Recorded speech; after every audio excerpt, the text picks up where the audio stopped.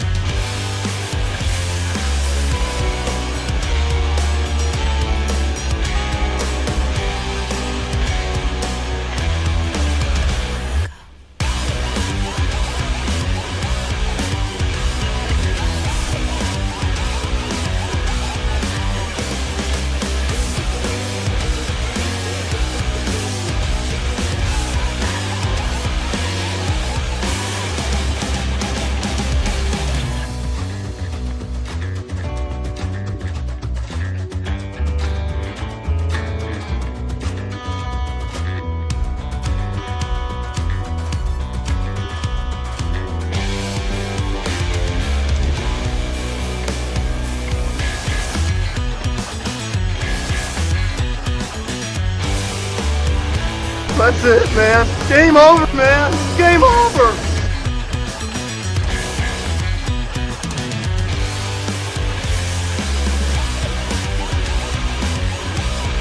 I'm sorry, Dave. I don't have enough information.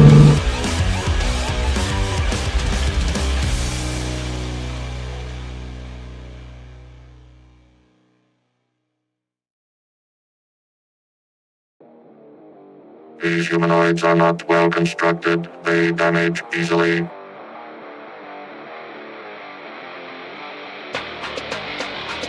The final annihilation of the life form known as man.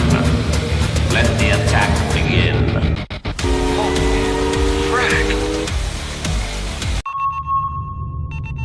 That's gonna work great, man. 10, 9, 8, 7, 6, 5, 4, 3, 2, 1.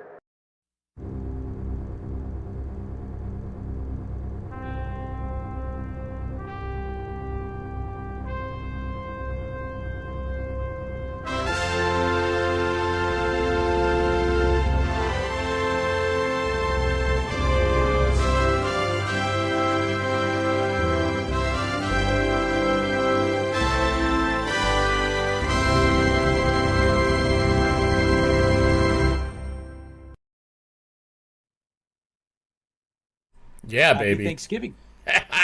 Happy Thanksgiving. Yeah, we got a lot to be thankful Greetings. for. Greetings and welcome, IFB. This is Interfleet Broadcasting, our award-winning pop culture, sci-fi, news, entertainment I channel. love it I'm when you your- say award-winning. Yeah, absolutely. 3 of them so far.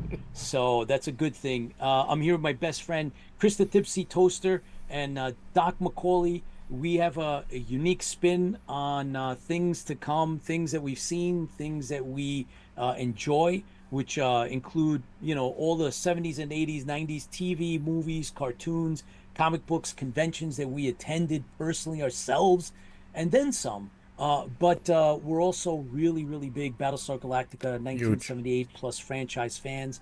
And, we love to talk about all that stuff from our unique perspective since we actually grew up watching this stuff. And it was a time before the internet. So Once again, you said it wrong. We never grew up.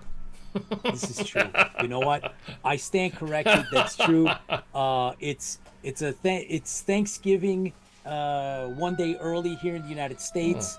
Something's going on. And we are mindful, and we are appreciative of everything that's been going on. And we're going to share a whole bunch of things with you. We'll reminisce a little bit. We'll talk about The good old days. yeah, the good old days. We'll also talk about some really cool Galactica things that Factory Entertainment have in store that we saw from San Diego Comic-Con. We have an exclusive we're going to share with you because they want input from the fans. Input from you guys. That's Absolutely. great. I mean, that's something that you don't get a manufacturer coming to the fans and asking questions on what you think, do they? And we And Pete's taking shots from. Yeah.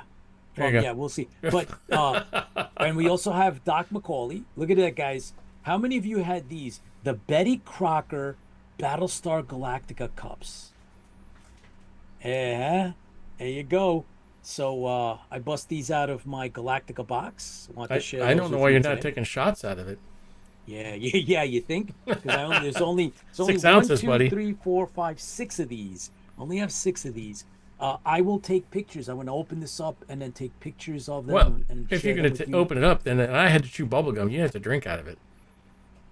Something good, at least. That would have been cool, but we didn't prep that. But anyway, so we have a great Thanksgiving show. We'll rebroadcast on Thanksgiving, which is tomorrow, and here in the United States. And we just want to, we'll talk a little bit about how we appreciate everything that's going on. We're going to give you updates when Doc McAuley's going to come on, and we got a lot of things brewing, and we'll talk about it. There's a lot of cool things out there, guys, and we just appreciate everything that's going on in the fandom. Appreciate IFB and all of you. Thanks for tuning in. I know that there's a few of you that are on today, and it's excusable for the fact that it's the day before Thanksgiving, but I see Commander Kane is out there, Paul Rodder's here, and Patrick Harris and Erica Riley. I'm supposed to do this because that's right. That's how you're supposed to do that. Yeah. Romper Room. That's how they did it. But I know there's a bunch of others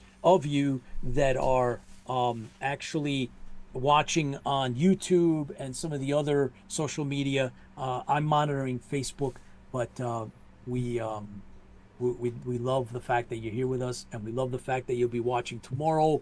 We didn't want to, give this a just one quick run or just record like a statement. We figured, what the heck, we'll record this and then we're gonna have some fun tonight.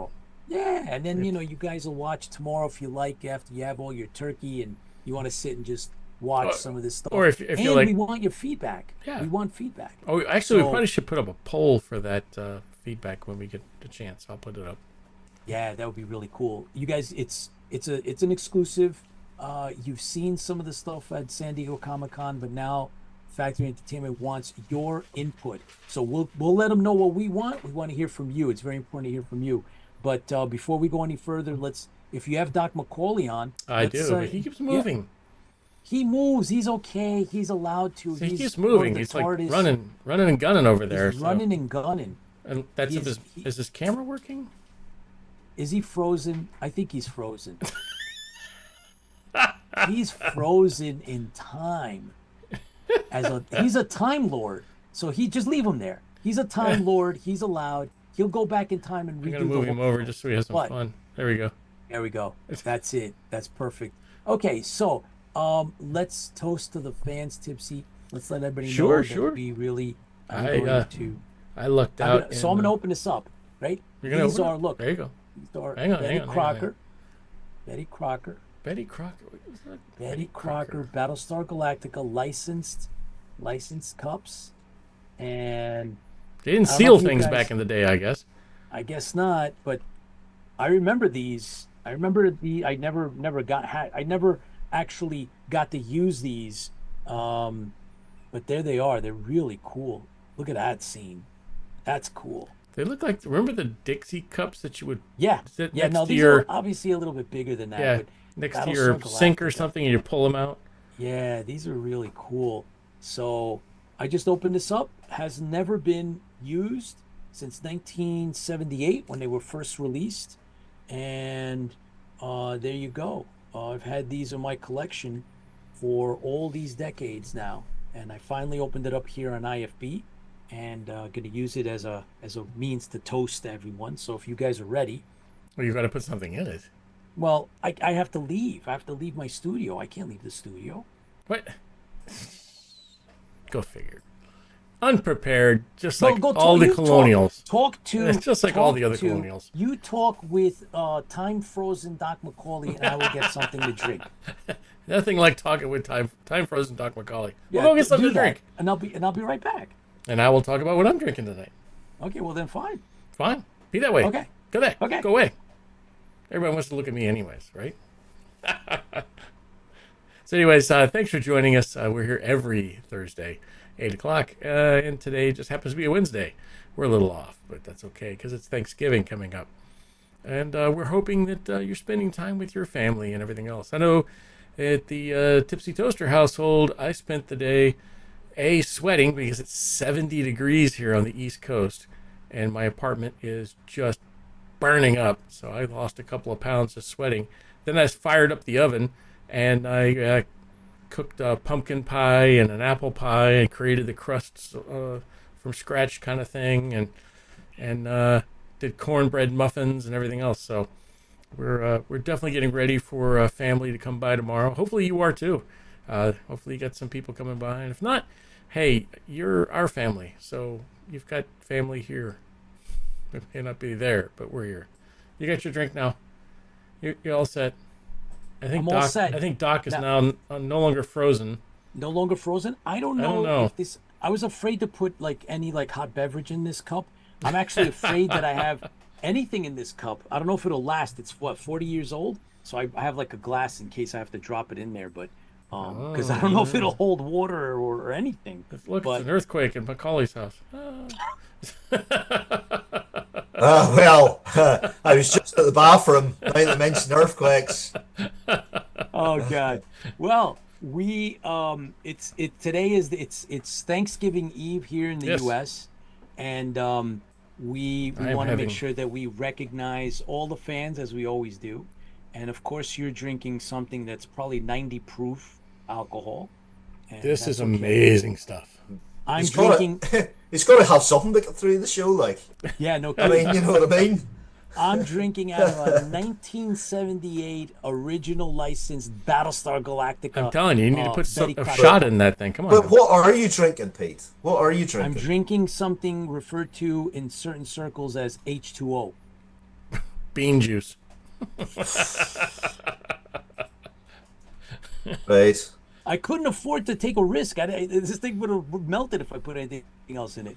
That would have been These fun. are not made for alcohol or coffee. These are You got for anything, kids, Doc? man. You got These anything are for kids. toasting No, tonight? I don't, but everybody knows that, you know, hey, look, I wish the fans all the best. If I had something, my wife hasn't brought me down anything. It's like the heavens, you know, I'm waiting for like a can or something or something to come Manna down. from heaven. But there isn't anything. And then I've only had enough time to basically go to the bathroom, wipe my arse, and run downstairs again. Because like I have to run downstairs to the basement. To get Sounds down like you here. need to put a bathroom down there. Yes, you do. Or a bucket. A bucket works. All A right. bucket. All right. Or hey, it just Eric? depends. Yeah, it Yeah. depends. Erica's Depends. with us. George G's in the house. Thanks for joining us, guys. Appreciate it. That's Erica Persiani, who does our convention chat. Thank you for Erica joining says us, she'd guys. be afraid to drink out of that cup. Yeah, no kidding. Well, I'm doing it because I promised, since I had the Tipsy Toaster chew a piece of gum from an unopened package of original Battlestar Galactica cards, and it's out there. Is And I can excellent. still Super taste it. funny. Yep, it's I nearly One of those pissed my tastes pants. that It was will funny. never, ever leave you. Oh well, here goes, guys. Here goes. So thank you for joining us. It is so important that we recognize you, and we enjoy you being here, whether you're watching us in live or watching us later on. It's all about the family and the fandom. And thank you for joining us. And here's to you, because fans fuel the fleet. Happy It's to Thanksgiving. you, folks. Happy Thanksgiving if you celebrate it. That's right. They don't celebrate it in the UK, do It's- they? It tastes Well- slightly like 40-year-old paper Paper? cup. Yeah. I thought It's you were gonna wax say coated. it's, Yours should be good. 40-year-old Scotch. It tastes like 40-year-old Scotch. I'm buying a couple of those. So. That would be the ink. Right? That's, now, yeah, right, exactly Doc? what it would The be. ink is like, Yeah. it's actually seeped right through, right into now the water, but it is what it is. No, Thanksgiving, it's interesting. Thanksgiving's quite a controversial holiday. It's for some people. So that's why I added that, so that Yeah. we just acknowledge that some people don't celebrate, and some people are Irish and they don't celebrate anything at all. Because They celebrate we're every day. no, we're miserable bastards. We don't celebrate anything. The Irish and the Scots don't celebrate anything. You know. Oh, hey, Commander Kane says there's no barcodes on these cups because it was something before the time of barcodes. Yes, you were right. Is it coming apart already? I think it might be coming apart. There we go. We'll take another sip, Pete. Nino, Nino, Nino. Oh, you got to go back and watch the Tipsy Toaster drinking or chewing the gum. That was fun. That's it's classic. Now. It's one I of our did. classics. I watched that. And It's I awesome. tell you, it was one of those ones that I just, there was a little trickle of wee came out unexpectedly as I watched it. But yeah, it was interesting. Did you have to have your stomach pumped after that, Tipsy? No? You all right? No, but I definitely did. My mouth cleared out because it was. Yeah. Oh, I can taste. Like I say, every time I talk about it, if you could walk into a museum and it's got that smell, Yeah. that old smell. I mean, most of you guys know I talk about it. Like a museum's got some old artifacts and stuff in it. It's got that really old smell. If you could take that smell and taste it, Yeah. that's what it was. So basically, every time you walk into a bookshop or a bookstore, you Yeah, get now it's like- PTSD. You're getting the PTSD. And Yes. I'm getting that. I'm getting that taste. I'm getting that paper taste. That old paper newspaper taste. I'm getting that out of this. Yummy. I think you're getting an easy deal here, Pete, compared Yes. to Tipsy. I think Tipsy went through sheer literal fucking hell I- with that. Since you brought it up, Doc, this is how I'll play it. If Tipsy gets us each a pack of Knight Rider cards with the gum Ooh. unopened, and we open it live, I will actually eat the gum, and you should. All three of us will eat the gum Tipsy is on air now on live. eBay. We have to, yes, but we have to wait for maybe a special announcement for that one. That would work. That would work. Yeah. Yeah, before we start Yeah. the Knight Rider stuff up. We could do that. We could do that. That would be perfect, and then Yeah. we could all vomit at the same time, on live on air. I remember our drinks challenge last year. Yes. Yes. And I was the only one that finished that. You were the only one that finished it because Finished it. you had easy access to your own private bathroom, and I had to then be able to hold it in till I went back to the hotel. There was two bathrooms in my house. There's one upstairs which I would have gone to if you needed to go to the bottom one. I would have let you go, which was just around the corner from the kitchen. I would have let you do that. You're my friend. I wouldn't ask you to hold it in. We did that within the first 10 minutes. I didn't even know any of that, so I was like too embarrassed, man. And you know what? Some of that was your wife's fault. Yes. I think she colluded with Bonnie, your wife. She did. and The two of them went out. Two of them, and And basically went, what sheer hell can we put them through for the cameras and for the IFB fans? And they really did. It was nasty. It was particularly bad. I had glitter in my poo for about 2 days after one of those beers. Oh, see, Commander Kane says booze would kill anything on that 50-year-old yarn cup. You're right. It would. I just didn't have a chance to go grab anything, Commander. So next time. Oh, Ken Gannon. Is Ken with us? Is he? Yes, Ken's here. Hey, happy Thanksgiving, Ken. Thanks for coming on, man. Appreciate it. You shouldn't have to hold it, Pete. Take care of yourself. Yeah, no kidding. But anyway, we're here, and gratitude and mindfulness. I just wanted to reminisce a little bit about some of our past Thanksgivings specifically. So and I'm fast, right? You what? I'm fast. You are fast. So yeah, I've got 3 sets of cards coming in.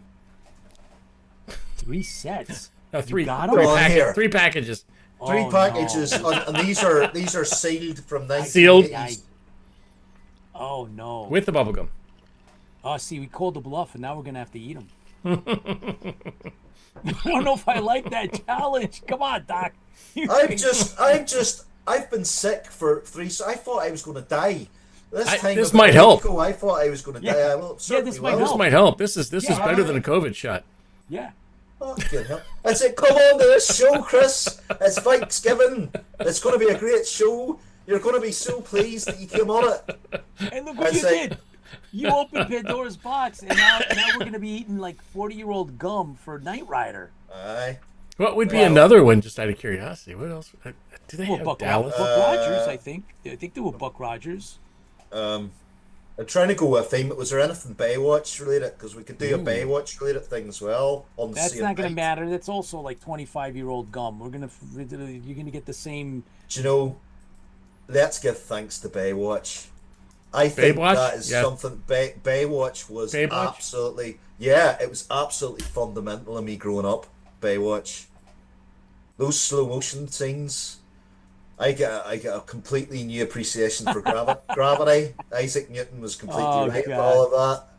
It was brilliant. Oh, it's unfortunate. Baywatch did not come with bubblegum. It was too late. They didn't have cards. Yeah, they have cards. They have cards. They don't have any bubblegum cards. Yeah, they took the gum out. Well, look, I wanted to just reminisce a little bit because Thanksgiving and conventions are part of my life growing up. When I finally moved to New York City from the northern parts, from the suburbs, and around Thanksgiving every year for decades, and we're talking maybe over 30 years. There was always this one convention. Typically, it was a creation entertainment convention scene, and that's what Thanksgiving always meant to me. Was okay. We're gonna have a traditional turkey dinner, and then meet family, and the following day, that weekend, typically was creation convention, and sometimes I'd be able to get together with friends and go. Sometimes, as I got older, there was a few times I went by myself, and it was always such a lot of fun to be able to go and this were the days when vendors had tables full of all kinds of cool stuff, a lot of comic books, a lot of different stuff that some of you experienced, and that's what Thanksgiving always meant to me. And these are original from Creation Convention, right? So these are the programs that you would get every single. So they had stacks and stacks. You'd go in. First thing you do is you'd pick up your ticket, or if you had it, you'd get one of these and you'd open it up and you'd sit in a corner for a little while and you'd find out who's where, what's when, and it had like a sort of like a think of an old TV guide. Something like that. And then, it would tell you where to go and what time. And I remember, Doc, that I'd always look to see when the movie previews were going to be. And they would have a small room dedicated, and they would have somebody there that would screen trailers from upcoming movies. And it was just phenomenal. And then after that, in between, they would have like the Star Trek bloopers and things like that. So that was always every convention I'd make sure I go see that. And there's me with one of my buddies from the time, and that's probably 1980.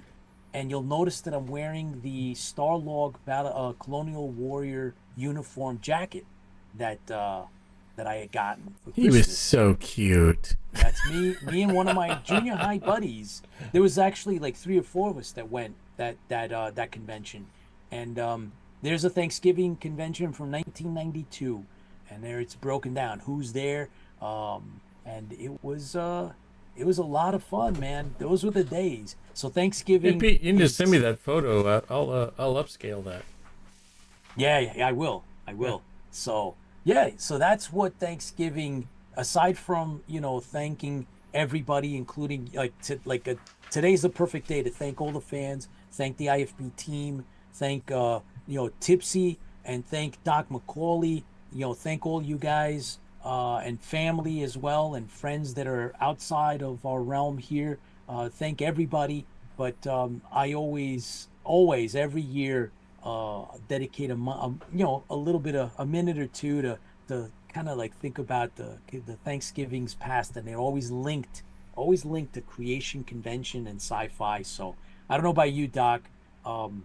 do you guys ever? I mean, do you guys have like a something like Thanksgiving, don't you? What, in Ireland? Yeah. It's called St. Patrick's Day. I mean, Everything's St. Patrick's Day. There you go. We don't. No, we don't have anything like Thanksgiving at all, mate. We've got Christmas, and that's about it. Wow. So we don't have any of that. I mean, we give thanks every day for being Irish. That's our Thanksgiving. There you go. You know, See? that's So that's there the is most a important Thanksgiving. thing. You do have a Thanksgiving. I love Well, it. every day of our life, I mean, That's right. we live the greatest country on God's earth, Ireland. So, now I'm living in the second greatest country in the world, Canada. There you go. Absolutely. Hey, by the way, our colleague Owen Cotter from Sci Fiction is on with us. Greetings to you and happy Thanksgiving. I reminisced a little bit about creation conventions that I'd been going to for well over 20 years. I love that picture. I gotta go back to that. That was funny. Speaking of Owen is convincing me to go to conventions. He's twisting my rubber arms to go to these conventions across your beautiful country. Yes. So next year, the plan is that I will be visiting various places such as Tennessee and all sorts of all manner of places. So if there's any IFBers that'll be near me, come along. You might see me beside a table of some, of your favorite sci-fi people, and you can come and say hello. Yes.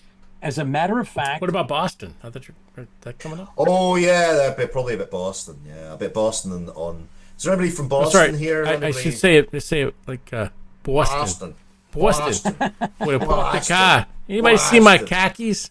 That's it. Hey, speaking of conventions, Erica Persiani brought up a convention that we're talking about it, and I realized that I saw this posted, but she's doing her due diligence, doing her job, because that's what she covers on her segment. Hey Doc, there is a con in Northern Ireland with 3 Battlestar Galactica from the reimagined stars. Oh, I know about this. Yes, I know about this one. Yes, that's right. This is Jamie Bamber, Edward Olmos, and Mary McDonnell will be there. They only go for the Guinness. I mean, do you remember when we interviewed Picardo last year, Robert Picardo last year? Yeah. And he just talked about the Guinness. That's right. There was nothing else. It wasn't like anything to do with Irish culture. It was just, the Guinness. The Guinness was great. I liked the Guinness. So, yeah, they'll have a good time. Hey, Doc, what was interesting is that we had a sidebar conversation about that, and it was, you were wondering, what was the impact on, Ireland in terms of sci-fi and Galactica specifically, and yet they're bringing 3 of the actors. I know it's the reimagined, but it definitely must resonate to actually bring those 3 in. It was like for a younger audience and in Ireland. So like obviously for me growing up, I'm 40 odd now, right? Young 40s. Yeah. Our sci-fi was pretty much, we had a movie of Star Wars of some kind in at Christmas. We had Knight Rider in the night. We get Knight Rider in the 90s, I think it was. We got Thunder in Paradise. Do you remember Thunder in Paradise with Hulk Hogan, which was kind of sci-fi-ish? We did get Street Hawk. Street Hawk, yeah. We got Street Hawk, yeah. We got Street Hawk, and we got we did get like Star Trek and stuff, but really sci-fi started coming in into like Irish TV and things round about mid to late 90s. So I think like the younger audience, that Battlestar Galactica, that reimagined, would probably be quite formational in the same way that Stargate TV show will be quite formational as well. Yeah. But in my day, there was no conventions or anything in Northern Ireland in my day. I think the first convention was a Doctor Who convention in Bangor. I think that was 1996. Wow. And it came, we didn't have the same thing because we were too busy like doing other things like blowing each other up for 30 years. Unfortunately. Wow. So we were too busy. Like the milkman used to plead to give him his empties back, but we were too busy pouring petrol into it and putting a rag and throwing it. So that was really what we were doing for about 30-40 years. But we have now obviously a lot more conventions. In the last 10, 15 years. It's kind of Yeah. exploded. We've got Dublin Convention, which I'm a part of at the minute. And the Dublin Convention, I think they're having Battlestar folks there, the reimagined people are going to Dublin as well. Um, they had Terminator, they had all the Terminator cast down, except Arnie. They had Terminator cast last year, and they were signing the Terminator book that I had Which written. Terminator though? Nice. T2. Ah, okay. So they had Robert Patrick, they had Eddie Furlong, they had Linda Hamilton, and a Okay. couple of VFX guys. And then that was the book I'd written, the Terminator 40th anniversary book. They were signing that as well. So like that was quite nice. I wasn't there for that, but I had a friend who was there, and one of the tabletop game companies I co-own had a table there, and he was there at it. So yeah, the conventions are really taking off in Northern Ireland. Like there was a big Doctor Who convention in Northern Ireland about 2 or 3 months ago, which was nice too, you know. So that's definitely a good thing. All of that is good, right? Instead of hearing a lot of that, all that other stuff that was going on. Now well, we're we've changed a talking lot. It's lovely that Northern Irish. It's changed so much, and they've embraced geekdom and fandom. And there's cosplayer. Like there was no cosplayers in my day, So it's good, and people don't look at me and think there's something wrong with me because I like Doctor Who. I used to get kicked up and down my school because I liked Doctor Who as a kid. Like that sucks. it was terrible. But I have a lot to be thankful for tonight. So let's not dwell on those painful memories, eh? So I got a comment from Chuck Davenport, our own IFB teammate here, that helped us get awards for the Stranded Warrior. And Chuck says, I couldn't afford a room at the convention hotel, but you can sleep in the video room playing every episode Yeah. like 7 all night. Yep. How about that? That's not true. sure. Well, Sometimes yeah. they would Yep. play. They would just keep playing. Like looked. whatever they had. If they had all the episodes, they would play them, and people would go into corners and just hang out there all night till the next day. So Could you imagine the Stranded Warrior on lip all night? Eh?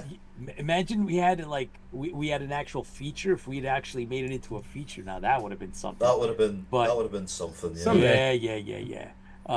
So yeah, no. Listen, all good things. If you check our IMDb, you'll see that our the numbers for awards and nominations are ticking up as some of those film festivals run their course. Our numbers go up. So I'll go in and I'll make sure that I register all of the wins. Some festivals are not IMDb accredited, and some of them are. So the ones that are, I'm making sure that it's all there. So it has to go through a filtering process. Pete, you might want to mention. I mean, some of our watchers may not know what IMDb accredited means. Oh, okay. So IMDb is the I think it's the International Movie Database. Yes, I think that's that's it. what the acronym stands for. It was originally was independent, and then it was purchased by Amazon, but it's been around for at least 21 years. I think it might be slightly more, maybe 25 years, and it's where every movie, TV show, and now obviously there's other new media that also can register on IMDb, and it's basically a catalog. It's where everybody puts on information about films and TV, and all the professionals that are involved in those productions are registered, and you have to be accredited to be able to put anything into that database, right? So that's part of the thing. You have to be a professional. You have to be a member. You have to be recognized. And back in the day, I got accredited because the First Tower Protocol had gotten into 2 film festivals, and those festivals were recognized by IMDb. So as the director, I was able to then join IMDb And once I joined it, having my credit for the Tower Protocol, I was then I had to sign up, right? So you have to fill out a form, and then they validate you. And so I am one of those people that can actually add to IMDb, right? So you fill out, you go in. When I want to add something, I have to go in through a special portal, and it recognizes who I am, right? You sign in, and then I start filling out these drop-down menus. It gets sent to an oversight committee, and once they look at it, they approve it, and then they put in that data linked to whatever show. Like IMDb recognizes Interfleet Broadcasting. So Interfleet Broadcasting has, I'd say, maybe a third of all of our shows. We've been able to, between Tipsy and I, we've been able to put them up.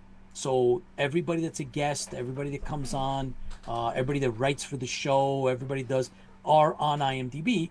And so it's a professional database, and it's open to the public. You can, anybody out there can actually go to IMDb, and you can look up any show you want. Like, for example, you go and you look up Battlestar Galactica, it'll have all the people that were involved behind the scenes, in front of the camera, who wrote, the dates, the synopsis for the episodes, all that stuff is there.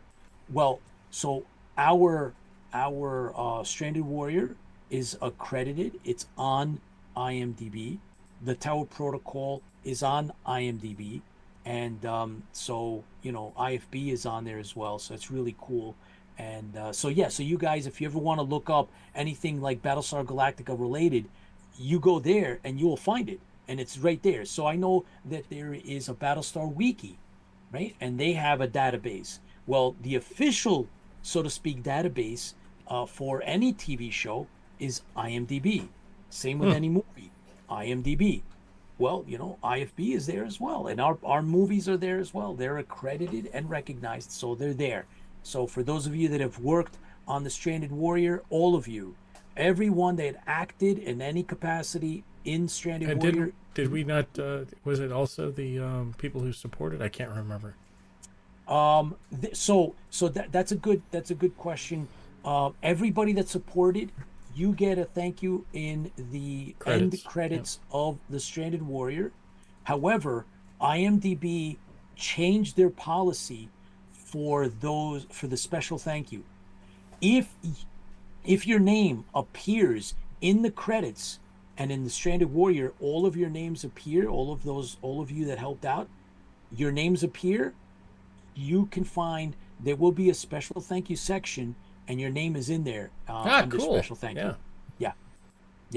I've just checked. Some of my favorite pornos are on there too. Unbelievable what you can find on IMDb, isn't it? Look at this. Seriously, it has everything on it. Like, if you ever get stuck for like an actor's name or whatever, if you're sitting watching TV show, go to IMDb and you'll find the actor and stuff like that. So I'm going to have a little fun here, because I was just, while we were talking, I was just looking for some David Hasselhoff stuff. But can anybody else, you talk about smells and tastes. Can anybody else smell this? Hang on. Oh, damn, Pete's face is in the way. Give me a second. Layers. What are you looking for? Hang on. I gotta uncheck that, and then I need to add. What are you adding? Because I actually don't forget that we wanna, before we start, doing the, going into any of the updates and going off and talking, there's two things we're gonna cover tonight, Doc. We're gonna talk a little bit about Battlestar Galactica 1978 and some of the episodes, because I just rewatched one, so hopefully I'll be able to jog your memory. Ready? And then the other thing is we're going to talk about the action figures. Go ahead. Can you smell this? Oh. Do you ever remember wearing one of those? That's Knight Rider. Yeah. Oh my God. That's nightmare fuel there. Like, look at that thing. the Look at that. plastic. Oh, I remember wearing that thing Yeah. and how uncomfortable it was during. Oh, Captain Martin's with us. I George remember Zuvalos, that thing welcome to smelled IFB. of just Happy Thanksgiving. plastic. And it's flame retardant as well. Yes. That's very Yeah, important. Oh, this isn't I it? wouldn't say that. I guarantee you could set that mask on fire. Oh yeah. Oh, that is nasty. Nasty, nasty, Jesus. nasty. But yeah. So we don't forget. So let's jump from here. Let's Alrighty. let's Where do you bring wanna up go? Factory Entertainment. And All right. again, Yeah. George Zuvalos, congratulations on moving forward with Once a Week for Life. We look forward to the updates. He's going to come on, right? So Captain Martin from the Stranded Warrior will be coming on to IFB should soon, have him come on soon, yeah. to tell us all about his experience on the Stranded Warrior, and then he'll be giving us hopefully some exclusive info on Once a Week for Life. That is, that'd be cool. it's moving very quickly in the right direction. So congratulations, happy Thanksgiving. Thank you for dropping in, George All right, Zuvalos. you want to do a drum roll? Yeah, do the yeah. Yeah, Hey, a drum Chris roll. Here we Marshall, go. How are you, man? So we've been asked by Factory Entertainment to get your input. So we will actually put a on our page. We'll actually give a what do you call it, a checkbox. A survey to find out what you Little think. survey. Yeah. So, but they asked us to give this to you, so you have a sneak peek. Sneak freak. Wow, that was weird. I was looking Don't at the hassle word. the hop. I was looking at the word frack over here because I have it listed as a. Hang on. Frack. So it's not just me. That wasn't just a thing. So it was a sneak peek thing that they asked us to give out to the fans, and I think it's a fantastic thing that they gave it to us to share with you before it actually goes out. So here it is. Without further ado, this Boom, is exclusive. Factory Entertainment's exclusive, and they want to know what you think of this packaging. Wow. So And we will okay, put a so here we'll you go. put a we'll put a We're gonna do a survey up later, We're but gonna do yeah. a survey. Good. So listen, guys. Bottom line is, there's a choice. The choices are: do you want a bubble, right? The bubble package. So what you're looking Which at is what you're looking at. Yep. It's a mock-up, right? So that's a mock-up of a bubble package, right? Where the figure is on a card, right? And there's a clear plastic that holds it together, and you flip it to the back, and it'll look something like what we have here, right? So that's not a final, and you can see some of the other figures that are going to be available, right? So these are going to be, I believe, like 3 and Boomer. 3/4. Yeah. We saw these at San Diego Comic-Con. So would you guys collect or like to have them on a bubble package like that, the card? Like think the Star Wars package or the old Battlestar Galactica ones, or do you want them in a box? Do you want them boxed? So I'm gonna reach over and I'm gonna get my original Commander Adama action figure that I have, and I have them. I have a clear loose What do you think, Doc? package form. Well, he's I good. think, What do you think? I think bubble, right? Yeah. Because you actually want to look at the figure. I was you know, I was kind of floored that they actually made it the size of they made it the shape of the helmet. Yeah, I like the shape of the helmet. I don't know. No, I go for bubble, Pete. Yeah. So this is I'm showing off like this is an original Battlestar Galactica unopened, right? So here it is, carded figure, right? So this is Commander Adama, carded figure, and right. So he is right. The action figure is actually on like that. You could see the plastic, and then you can see that he's on a card, and on the back of it has this, right? It has a list. This is the first run, series The Imperious leader was the best. No, he wasn't. He looked bad, man. They could have done a better job. I quite like the fact they had the Imperial, the Imperial leader as the reptilian. Yes. I like but that. he looks I thought it stupid, was man. nice. They did a really good job when they kind of fixed them But up. they did do for the Lucifer, ride. did they not? The- They did yeah, Lucifer. they- Not yeah, May. Not they did that one didn't. Lucifer. Can I just say something as well? The back, did you catch that, Tipsy? At the back of the package, safety tested.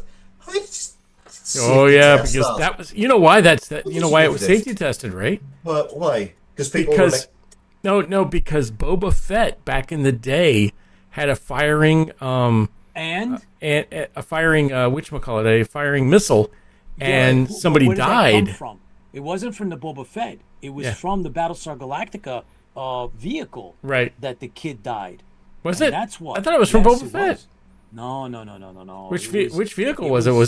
Was it the I don't remember if it was a Viper or a Cylon Raider, and the kid choked to death. I'm gonna say it's Jeez. horrible. This is gonna sound horrible. I'm gonna say it though. If it was the Cylon Raider, at least we took out a human. Oh, You yes, I are- said it there. What is the matter with you? The poor kid died. What is it? Oh, you see, come you on. see, Tipsy, you're responsible for that joke, but I did that sort of did tickle the funny.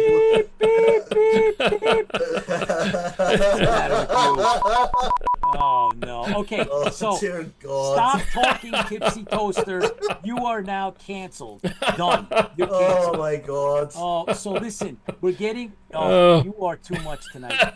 It's so. Listen, we need to know because Factory Entertainment wants all of our feedback. Do we want that style that we're looking at right now, which right is like this? It harkens back to the original, or would you rather have each figure in like a box, like a boxed figure? Now, I don't. When I hear boxed, I think G.I. Joe. Does it come in like a like a coffin? Yeah. Is that what it is? Yeah. I don't know. I don't know if it's that or they didn't really give us a example of the box, but I have hang on, I'll get a box. You talk, give me a second. All right. Well, I know that Owen Cotter, sci fiction, he actually was at San Diego Comic-Con. He actually got to see them.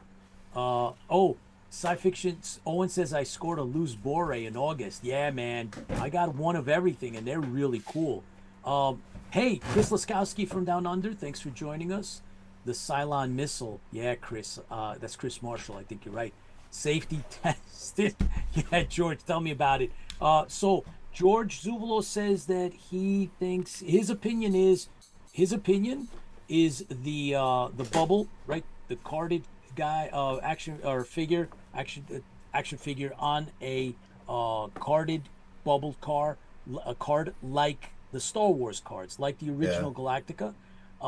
Unfortunately we don't know what the box would look like, Doc. Here you go. Well, the Here's- box here's- might be easier. The box might be easier to store. right. So Correct. here you go. Ready? Yes. But This it's is not the as box. nostalgic. Yeah, so Yeah. this is the box I have. I mean, it's larger than the other one, but it gives you an idea because it was a Starbucks character. Bring they yourself listed. up. Yeah, Hang on. bring yourself There you go. up and see. There. Box. Okay. That's nice. Yeah, Actually, that's nice. that would be nice if they did it Yeah. that way. Let me. But look at let that. me say this. And the funny thing is I talked to Factory Entertainment about cigars, and they said they can't do it because, it's not they don't a tobacco thing. But look at that. That is That's nice. a cigar. Yeah, That's no, nice. unfortunately, that one didn't go. That died really quickly. Look, I'm gonna throw this out there. I believe that if you're talking about a box like the one that Tipsy's showing you, that's gonna raise the price. You're probably right there. I would say, let's keep it simple. The carded, right? Tipsy, if you could pull up the hypothetical, the prototype, Second. Yeah. right? That they gave us, that they showed us. I'm happy with that because I don't want to have another big giant box anyway. And some of us are going to buy two to take it out anyway. And then what do you do with the box? So gotta I personally Take it out. We got to play with it. I personally vote for that. I want it carded. I want it just the way it is. I think it's really cool. I love the idea that a lot of products in the last several years have not gotten the right symbol, especially like the Eagle Moss. They don't put the right Battlestar Galactica symbol. They use the reimagined for the Yeah, oh, yeah, 78 yeah, stuff. yeah. It really Yeah. makes me crazy. So They know better than that. I like this. I actually like what I see. Even, especially since we're Just talking remember, to- it's not a doll; it's an action figure. That's an action figure. You better say that correctly. Oh, Just- Dark just Helmet! Your excuse helmet me. is so big. Somebody has to promise me that if they're going to a convention with Dirk Benedict and they've got one of these, give it to Dirk and ask him if he's ever been tempted to play with himself. You're hung up on that, aren't you? Somebody man? is somebody. Well, no, it's not that I'm hung. Somebody has got to have that kind of joke with some of these guys. I mean, Not that's everybody can pull begging that for off. You definitely could pull it. that off. I could pull a lot of things off, but I don't. Yes. So, yeah, they are gorgeous figures. Owen Cotter mentions that. He saw them in person. There's plenty of pictures up, guys, Yep. if you're on Facebook or, Yeah. you know. And social they've actually see asked them. us to help write the back part of it as well. So So we will be involved with that. So it's nice to be recognized for bringing together the fandom here on IFB. And so so we will put a survey up, but don't be surprised when we let you guys know that Factory Entertainment actually watched this episode. And right. wanted to hear- Actually, they were they're supposed to. gonna read. They could have came on tonight, but he had other things to couldn't. get. He They're couldn't gonna come on. read what you guys put Yeah. up. So whatever. Don't And forget, I can tell you, even after.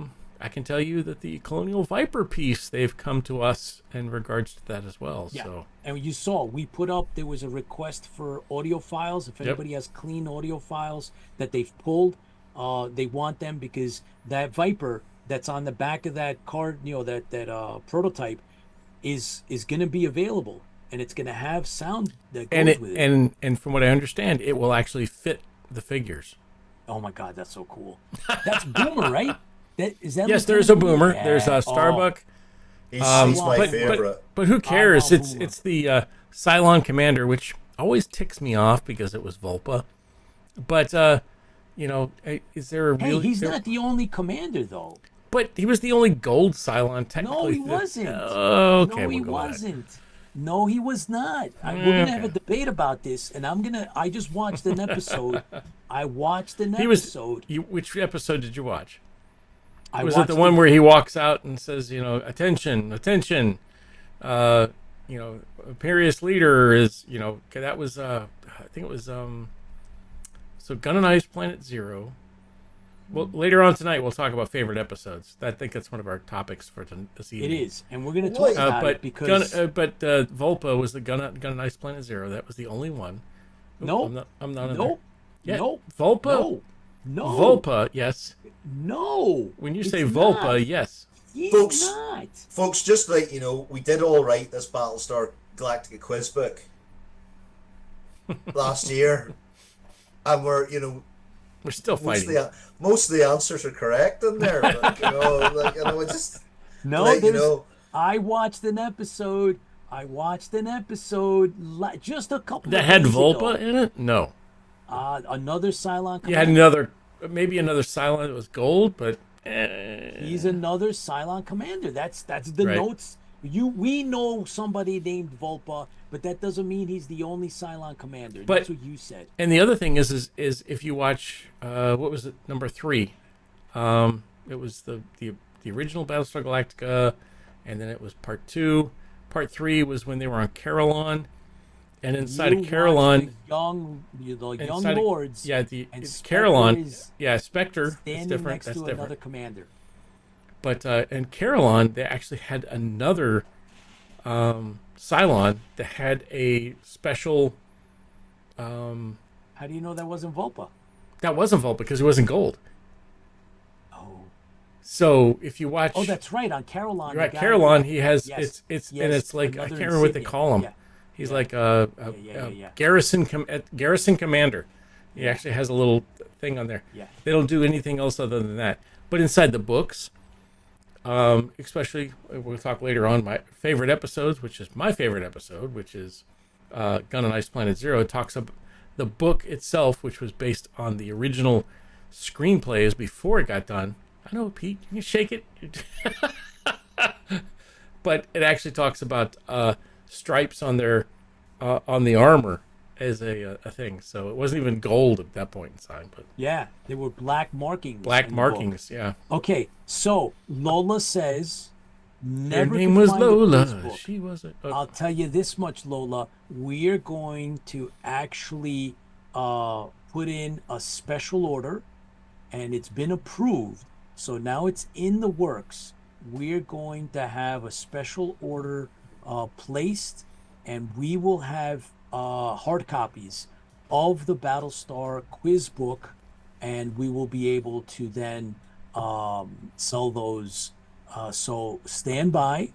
Those are coming, and I believe, Doc, what is the timetable? Do you have any idea roughly? I would hopefully get those out in the new year. Look, buy the books. Just don't ask us any questions from them, for God's sake. Fight buy the books, because we may have different answers for all the questions. But That's not true. That was fun. That was fun to write. That was great. And Lorette was involved in that one. And bust our ass on. we But, did do it. however, And I've we got will to. have the book. Yeah. We will have the book. We're going to have hard copies of the book. Hopefully, we'll figure out a way to distribute. I'm not sure if we're going to end up, in a perfect world, we'll go to a convention or any convention we go to. We will have X number of copies with us, and then we'll figure out how we're going to, put those up and make them available. I'm working on a way that basically anybody who wants them can go online, pay for them, and not have a ridiculous shipping cost. Yeah. So at the minute we're looking at that, because that's a way we've done for the Dalek book that I had written, that we were able to do that because shipping costs now are pretty hefty. So They've always been a little high, but I mean, it's gotten ridiculous lately. So we're working on it. We're going to be putting in an order. We're going to try this thing out. We're going to buy a bulk order so that we can have these printed up, and then we will have some on hand in the new year. So hopefully, first couple months of 2026, we will have the unofficial, unauthorized Battlestar Galactica quiz book. Oh, there's going to be more stuff. Paul asked what's available at Dragon Con. I think we'll have more stuff available at Dragon Con maybe this year. So yeah, when's Dragon Con? September. Right, we will have more stuff. I think I found the perfect Christmas present for you, Doc. What is it? We're not supposed to be talking about this, lads. So, all right, John won. Well, you're a big fan of him, so. Oh, you know what? Hold on. I'm going to show off the cover. Here's the cover. Here. Let's get him back on track. Here it is. Okay. The Hang on, Pete. Let me get Battlestar Galactica quiz book. There you go. It is available at BBV online, electronically only. Yeah, at the right, minute. as an ebook.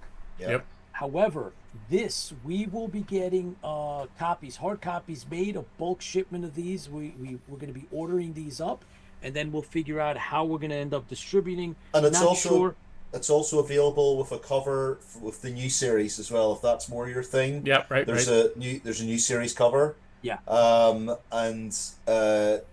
then we've got our new Battlestar book that we're hopefully going to get out next year with contributions from other IFB folks. Yep. And we've got an exclusive cover there as well. So that's good. Yes. Right. Since you've been bringing up all this Hasselhoff stuff, here's a question. No, let's not go there. No, you started this, right? No, that doesn't mean we ended it. We closed it. It's done. It's not something that we. Would you for any male celebrity? All we know is Doc McAuley is a big David Hasselhoff fan. There you go. Well, would you turn gay for the Hoff? Oh, boy. I don't know. Wait, old Hoff or new Hoff? I mean, I don't. It's not that I have ever questioned my sexuality in any serious manner, but you see, the problem is if he turned up in kit, right? You'd be in the back seat. I don't think I'd be. There's not much room in that vaccine. There's not There's a family friendly. Family friendly. Okay, the hood IFB then. Show. So you need to just chill out, and you need to back off because These are very important questions. Al. These My are Thanksgiving. these are questions very is like, important questions, you know, you don't know. You Knight just don't- Foundation. The Knight Foundation has classified all this talk secret. It's all so that's what sci fiction has reminded us of. Yep. And thank you for That's right. bringing. Yes. That's so, right. It's we have to be very careful. Yes. So But I anyway, mean, come on now. Is he not? What? I mean, yeah. okay. So He's looking well. Look, he's look. To be fair to him, look, he's very hard to sort of pull that kind of look off, but he does pull that look off. He does. all right. Fair play Listen. to him. Like listen. I couldn't do that. Look at those eyes. I mean, maybe. We had all right. You know what? Go ahead, Doc. Let's talk about all of the new. Let's talk about your products. You have a whole line of things Aye. that you've been holding off on. Let's talk about Pete, I don't have anything on. Let's talk about. I didn't get some any. of- some of the So I don't have any pictures of this, do I? Give me a minute to mentally cleanse for a second here. yeah. Right. You know what? Right. Yeah, so- you can't. It's could- not cleansing. It's coming what? down from the Yeah, Tipsy, aura. listen to me. Listen. That's it. We don't have any There pictures, do we? We do. Okay, We where they at? have pictures from the last time that Doc McAuley was not able to come on. Oh Yes, crap! it was last week. Yes. Are they online? They are in our folder. Okay, so you keep talking. I'll so- pull them up. Yes, so we could use those, and it's all chock full of Mother Tree and Yeah, all Mother the Tree. other- Let's start with Mother Tree because Yeah. Mother Tree was a fun one. There's great. I'll tell you the most fun I've had with Mother Tree. So Mother Tree is the kids' book that I've written with Claudia Christian. She came up with the great idea of these characters when she was in a sort of a COVID state. But there's a deeper backstory because she had a pet raccoon called Rocky when she was No a way. kid. So we've been showing off pictures of Rocky the raccoon. If you go to Crystal Lake, our publisher, their Instagram, you'll see Rocky Raccoon. We also have various puppets talking about this. We've got Eddie Poe, and a couple of his friends are talking about our Mother Tree book.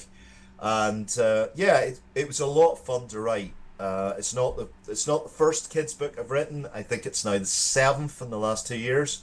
I love writing kids books. So you all know my cheeky IFB persona, but deep down, I love telling quite wholesome stories for kids and families, and I think that's an entertainment brand that's kind of that needs to be reinforced a little bit more, and especially with kids who are reluctant readers. So what we've designed this book for is that it's for parents to read to younger kids, and then for slightly older kids to read as well. The animals go through all sorts of sort of trials and temptations. There's pollution in the forests, and they have to go to humans to get help to clean that up. There's all sorts of adventures they go through. Now I can talk about this because Claudia and I were talking about it in an interview that came out recently. This is going to be turned into an orchestral suite that Claudia's partner, Grammy Award-winning Richard Daniel Purr, he puts on operas and all sorts of things. He's a very, very talented man, and he is turning this into an orchestral piece, which is going to be played in various orchestras throughout American cities. That's happening at the minute. So that's exciting. There's not very many kids authors can say that that's happening. And Claudia is going to be at the front stage. She's going to do some of the voices. If you go on Instagram, on her Instagram, you'll actually hear her do some of the voices. I've posted up some of the videos as well on my Facebook. But it's wonderful to hear Claudia bring these characters to life. And you go into a very different headspace writing books for kids, because you've got to think in ways of how to engage children away from the 10-second Instagram stuff or TikTok videos, and that can be very difficult. But Mother Tree is out. It came out last week. It's doing very well in the charts. If you're looking for a Christmas gift for kids, or even for yourself, actually, I think although we put it as a kids book, I'm reading quite a lot of kids' books now. Like, it's like C.S. Lewis's stuff. I love C.S. Lewis's stuff, The Lion, the Witch, and the Wardrobe, the Narnia books. Roald Dahl's another particular favorite, and I think this fits in quite well with those kind of stories. So anyway, there's my sales pitch for the book, but genuinely beautifully illustrated and wonderful. And I'm trying to talk as much as I can before Tipsy brings up the image. I'm working on it. I couldn't find it. Pete put Right. it, Well, we'll move on then to the next kids' book that came out, which is the game book, Alien at the Backyard Barbecue. So I'm trying to get kids into sci-fi as well, and this is a game book. You need dice to play it, So read your Monopoly board and get some dice. But yeah, it's about an alien crash lands, and a kid meets him. He's a very friendly alien called Zorp, and you have to help him put a spaceship together. And that's a choose your own adventure, right? That's a choose your own adventure. I love that. I love those books. That was very different to write. I mean, that was you have to create the plot, and then you have to chop the plot up, and then I had like digital boards where I was trying to link all the various choices. So like each sort of section has like 3 choices, and they all kind of like and the editing process was a nightmare because with the best will in the world, when you write a choose your own adventure, sometimes these things go into the dead ends, so then you have to rewrite it, you have to reconfigure it. But it's illustrated by a great artist called Simon Chinook, and I've written the next book called Timmy's Time Traveling Toilet, and it's about a young amazing. Man called Timmy who goes to a science fair. Timmy, and he has to go to the toilet. So he sees this quite comfy toilet and walks in and shuts the door and goes and does his business and flushes, and then the toilet sort of rattles a little bit, and then it rattles a lot, and then he's holding on to the toilet for grim death, and then it lands somewhere, and then a T-Rex comes and takes the top of the toilet off in a homage to Jurassic Park. So that's the start, and then you've got to try and get out, get back to your own time. But you meet all sorts of interesting historical figures during this trip. I didn't want to call the toilet the Turdus. That's amazing. I was very close to it, but thought better not. Copyright infringement for another franchise that I write for. So there's that as well. I'm trying to think what else is new. I suppose the Doctor Who stuff, the Sarah Jane Roving Reporter. That's your era of Doctor Who. That's the 70s, Pete. So Sarah Jane Smith, Roving Reporter, book 2. Again, completely all for charity, all going to a cancer foundation. It's the second of 3 Doctor Who things, licensed Doctor Who products that are going to charities. And that's all about the 4th Doctor's companion and the 10th Doctor's companion, Sarah Jane Smith. And there's various things in there, articles and short stories and all sorts by myself and other contributors. And now I can't remember what else I was supposed to talk about. The only Doctor I remember was the curly-haired one. Well, there was 2. There was Colin Baker, he was the 6th Doctor. That's it. And then there was Tom Baker. That's just Tom. this really Tom, yeah. Tom.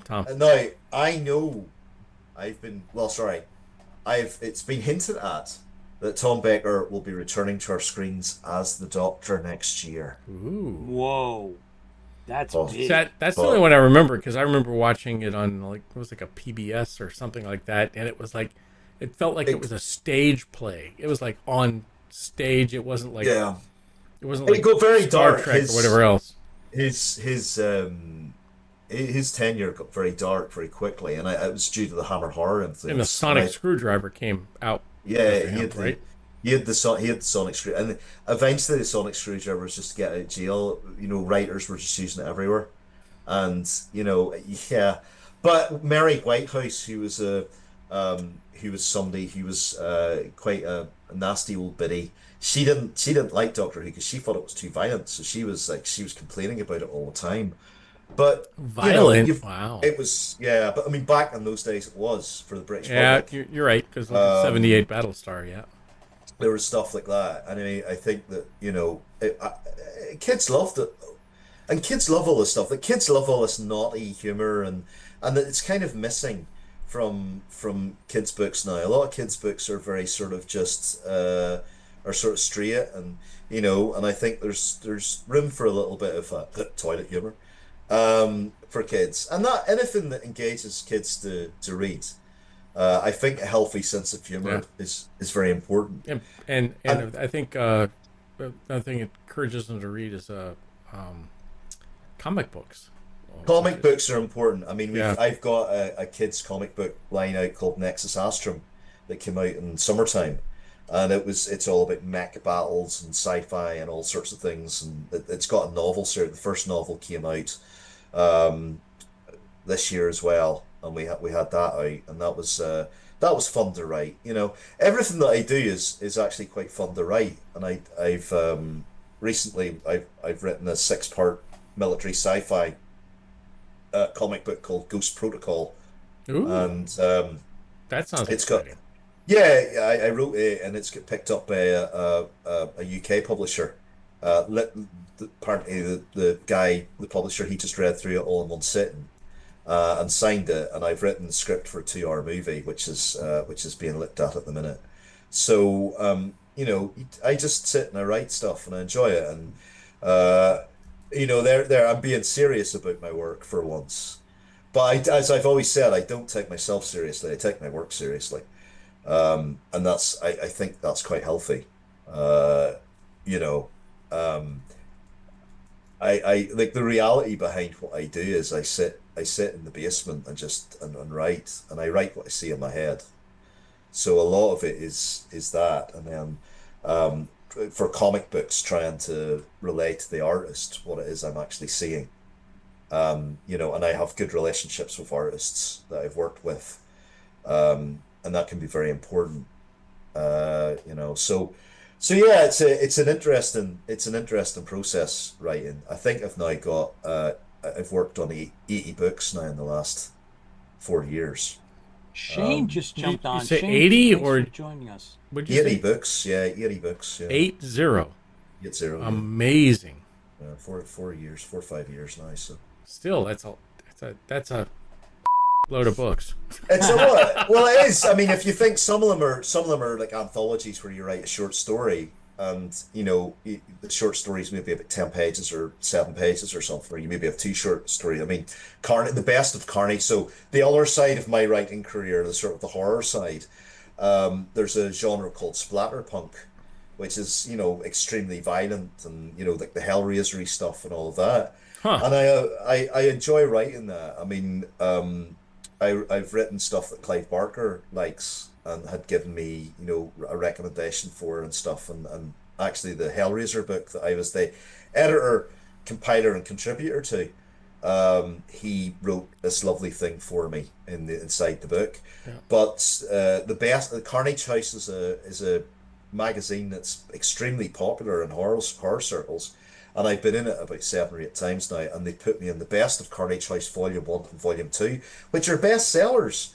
Volume 1 was like a #1 bestseller, and at the minute, Volume 2 sitting at number 4 on Amazon charts, and it was only released a couple of days ago. And that's obviously not just me. There's a lot of other contributors. I think there's 12 contributors that were taken from Carnage House magazine in the last year. But that particular story, I actually had a dream about, and I'm always very suspicious when writers say I had a dream about this and I wrote it, but it was and it's not for a family friendly show such as this, but the images in the dream were extremely disturbing, and there was no connection, there was no story connection to these images, but whenever I sat down and I thought about the images, the story came. So I mean that's always a fascinating process. So yeah, I mean it's been a journey, and like Shane knows all about it. Shane and I are very close, and he hears about all the various things that are going on, and he's involved in Galactic Beat, which is Yes, he is. Yes, it is. It's a project. That's a project that I'm very excited about, and without talking about anything that we can't talk about, it's the actual core of the story is family friendly. I keep saying that, but it is. We're trying to craft this family oriented science fiction action franchise, but it does have a bit of bite to it. So it does have an appeal to adults, I believe, as well, and it looks at things like the vulnerable and who a hero is, and the heroism of the lead hero has a difficult personal struggle, and I like that about heroes because I think if you look at our own lives, our own particular forms of heroism are when we least expect it, and we do things that we didn't think we were capable of, where it's we battle an addiction, or we're battling some personal tragedy or trauma. And I think those are the real heroic moments that then, when we embrace them, bleed out into our lives in even more positive ways. And that's what Galactic Beat's really about. I know that Tipsy has a couple of pictures that you Here we had go. shared Yeah. with me. One of them is Oh yeah, let's talk there. about this. Yeah. Right, so this is something this is a fascinating story about how this came about. We know we talked about this in the Halloween episode, but this came about. I can't like the Stokerverse stuff is the Stokerverse stuff. It is very tied to Bram Stoker's legacy, and I love that. And it is the literary continuation on of Bram Stoker's legacy, Yeah. and through that, I am very, very tied to what the Stoker family want. And this is not the Stokerverse. This is something that I looked at one Sunday when I was thinking about something for us to have on IFB at Halloween, and very much like Jack Stolfer's play Story. we did, Which story was we did amazing. that. Yeah. Yeah, Jack's just an incredible actor, but it was doing something that was completely different. So I was able to look at in that story, and if people want to listen to that, go to our Halloween episode last year on YouTube, and you'll hear it.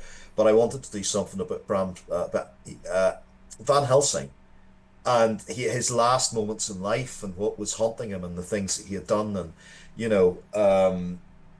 was just nice to breathe, to sort of breathe Dracula away from the Stokerverse.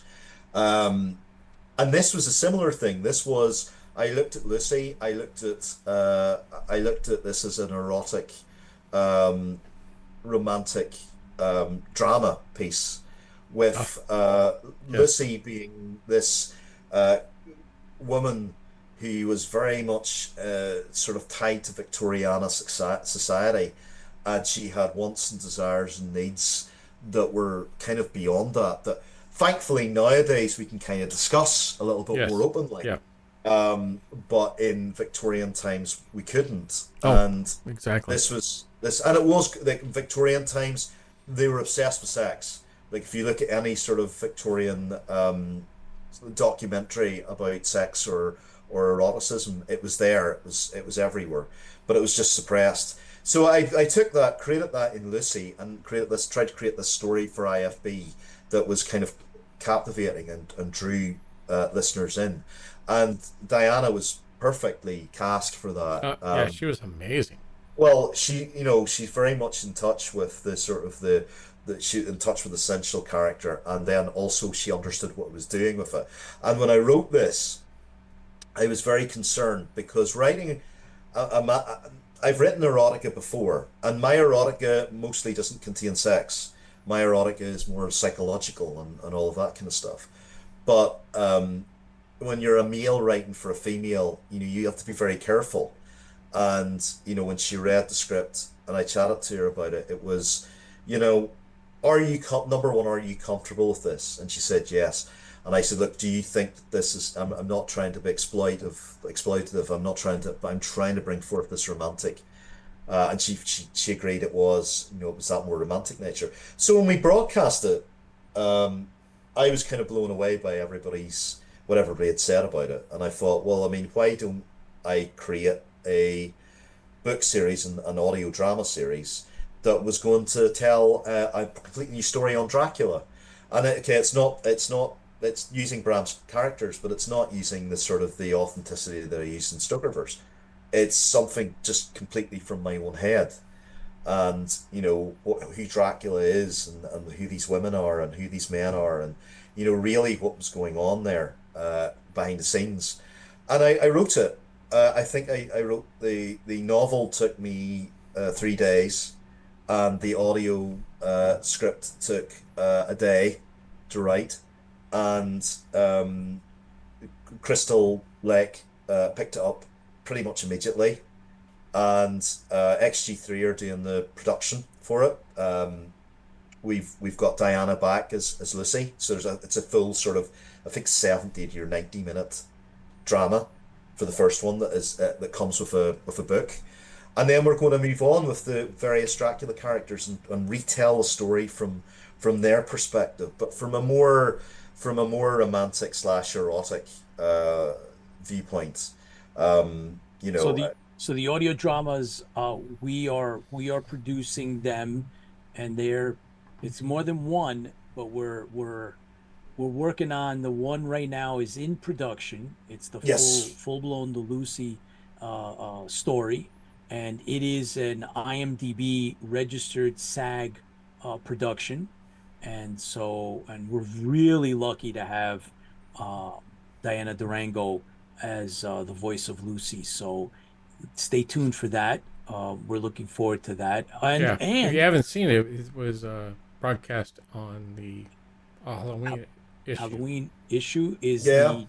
There's the teaser for it. It's about, I think, a 7-minute or 8-minute. So it's 8 or 9 minutes. Yeah. And Tipsy did a fantastic job with the audio and visuals on that one. Yep. And it was one of those things that a lot of what I write, I don't know if it's going to be popular or if it's going to work. And I think most writers have that, and you just do it. You have a vision in your head for something, you do it, and if it works, it's the best feeling. And sometimes you write things, and there's stuff that I'm working on with you, Pete, and you, Tipsy, and there's things that I'll say to you guys. I'll say that works, and I know it works. And absolutely. I heard you say that. Yeah. You walk away from that, and then there's some things like this I wasn't terribly sure of until I wrote the full thing. And when I wrote the full thing, well, thanks, mate. Really good. Yeah, and it's lovely to be working with you guys on it. And I have it if you want to watch it. Well, do you want to? Well, we could, like, 9 minutes. We could play it now if you've got it. I have it. Pete, you okay with that? You want to play it now? Let's save that for save it. for an upcoming episode. That's I believe a little bit more. I can say this much about it. I was Lucy was where am I at? Damn it! Hang on, I gotta find myself. This is what happens when you have too many. Very existential. You have too many damn. There I am. Okay, there we go. Okay, found myself. There you go. So, I was given Lucy as an audio drama, and I wanted to create a storyline behind it, and I can't say a storyline. I wanted to create a visual storyline behind it, and Lucy was, and still is. I mean, I even sent Doc McAuley and said I have a song that reminds me of Lucy, or there's visuals that I create in my mind when I think of music, or there's specific music pieces. And when I got this, and I started to put it together, and I had to watch it over and listen to it over and over and over again with Diana. And the more I listened to it, I never got tired of it. It was never something that was boring, or something that, so as a creator, it was exciting because it kept going. And like I said, if you haven't seen it, it's in the Halloween issue of our episode. But it was it really reached out to me in regards to who is Lucy, what happened to her, what could she become, what there were so many questions that I became inside of it. I think it has legs to go farther, and I really appreciate the writing. Yeah, I really appreciate the writing that Doc put into that. Thanks, man. It was Definitely it was fantastic. It was There's- exciting. there- I mean, if you look at that Halloween episode, Diana talked about, being a victim of sexual abuse as well, and that was something that I didn't know. And when you write something like that, again, you've no idea like what the actor or actress is coming from. Right. But she termed it as quite a healing experience. God, Yeah. we're getting very serious now. Yeah. But it was, and it's interesting because I whenever I encourage writers to write, I always tell them that this is a lot of this is about you. This is where you come from, and it has to be that. So, like Pete's written a history book, and that comes from his love of his culture and that particular type of history, and that's where he comes from. Tipsy's writing stuff that's really good. That's mythological and science fiction based and speculative. And I mean, I don't know where the hell I write from, but it just, I sit down and I do it, and it works.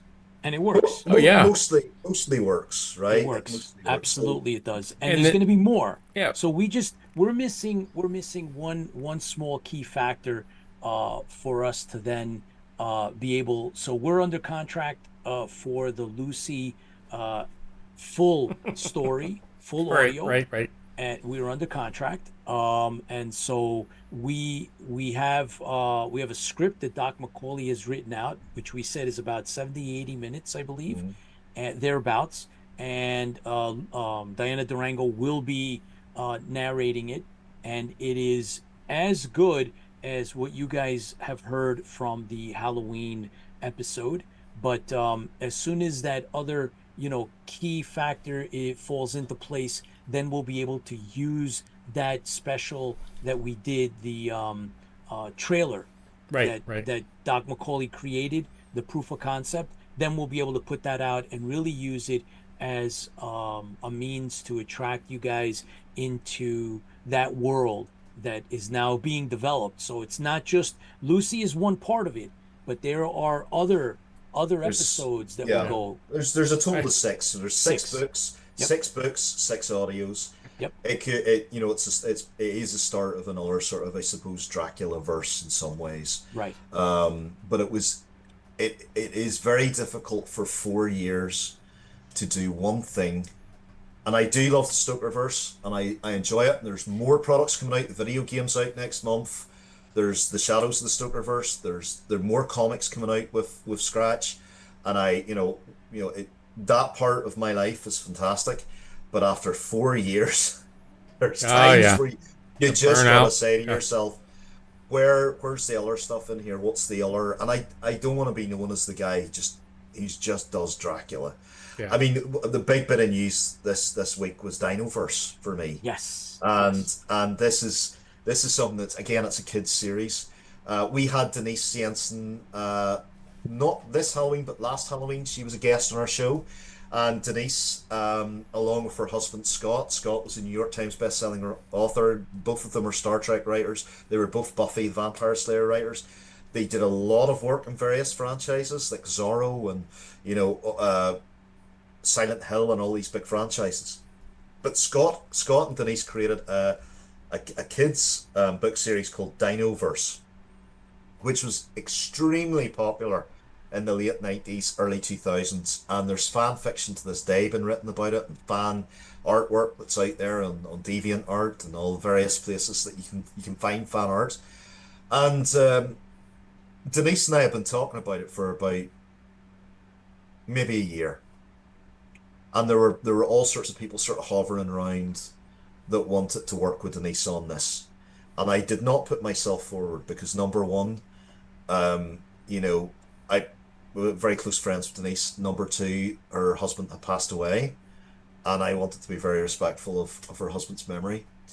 And it's that whole thing, those two things sort of held me back. And then a very, very large publishing house appeared and became interested, and then a large production company for TV became interested. And about a week ago, we had a conversation together. I then wrote a chapter for the upcoming novel. I wanted to make sure she was perfectly happy with my writing style, and we've written several short stories together. So we've started to learn to mesh our writing together. And Dinoverse will be hopefully coming out next year. It's going to be the start of a brand new sort of kids franchise. I didn't create it. That was Scott and Denise that created it, but I'm the co-writer for it.